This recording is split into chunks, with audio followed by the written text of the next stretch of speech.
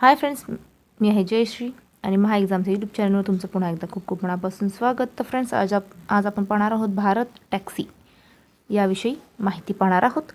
त्या जो चॅनलवर नवीन असेल आणि चॅनलला सबस्क्राईब केलं नसेल तर महा एक्झामचं यूट्यूब चॅनल नक्की सबस्क्राईब करा. चला आता मग आपल्या आजच्या विषयाकडे. तर भारत टॅक्सीबद्दल माहिती घेऊया.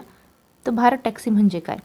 तर ही भारत सरकारच्या रस्ते वाहतूक आणि महामार्ग मंत्रालयाची स्वदेशी टॅक्सी किंवा राईड शेअरिंग सेवा आहे.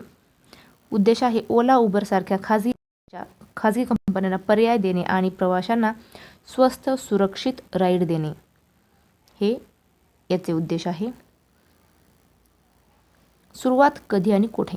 2025च्या शेवटी पायलट प्रोजेक्ट म्हणून दिल्ली NCRमध्ये सुरुवात झाली.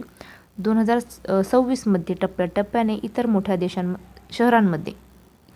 शहरांमध्ये विस्तार होत आहे. पुढे पाहूया. मुख्य उद्देश: कमी कमिशन. ड्रायव्हरकडून फक्त 5 ते 10% कमिशन घेतले जाते. ओला उबरपेक्षा खूपच कमी. भाडे पारदर्शक. सर्ज प्राइसिंग नाही. आगाऊ भाडे दाखवले जाते. सुरक्षितता. सर्व ड्रायव्हरचे पोलीस व्हेरिफिकेशन. गाडीत पॅनिक बटन. महिला चालकांचा पर्याय. Digital payment. UPI, रुपे कार्ड, वॉलेटसारखे डिजिटल पेमेंट चालतात. स्वदेशी ॲप. पूर्णपणे भारतात बनलेले ॲप आहे. डेटा भारतातच राहतो.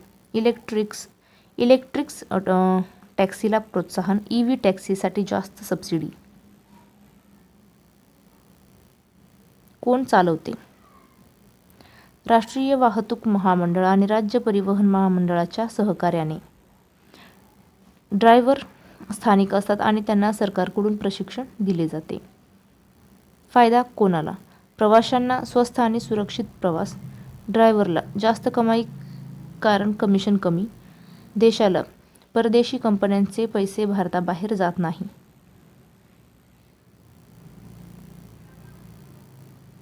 पुढे पाहूया. महत्त्वाचा फरक काय आहे? तर भारत टॅक्सी आणि ओला. भारत टॅक्सी कमिशन 5 ते 10% आणि ओला उबर 20 ते 30%. सर्ज प्राइस नाही आणि ओला उबरला असते. मालकी भारत टॅक्सी भारत सरकार आणि ओला उबरचे खाजगी कंपनी. ध्येय 2026चे आहे 100पेक्षा जास्त शहरांमध्ये भारत टॅक्सी सेवा सुरू करणे. पुढे पाहूया. तर फ्रेंड्स, थांबूया इथेच. भेटूया पुढच्या व्हिडिओमध्ये. जय हिंद.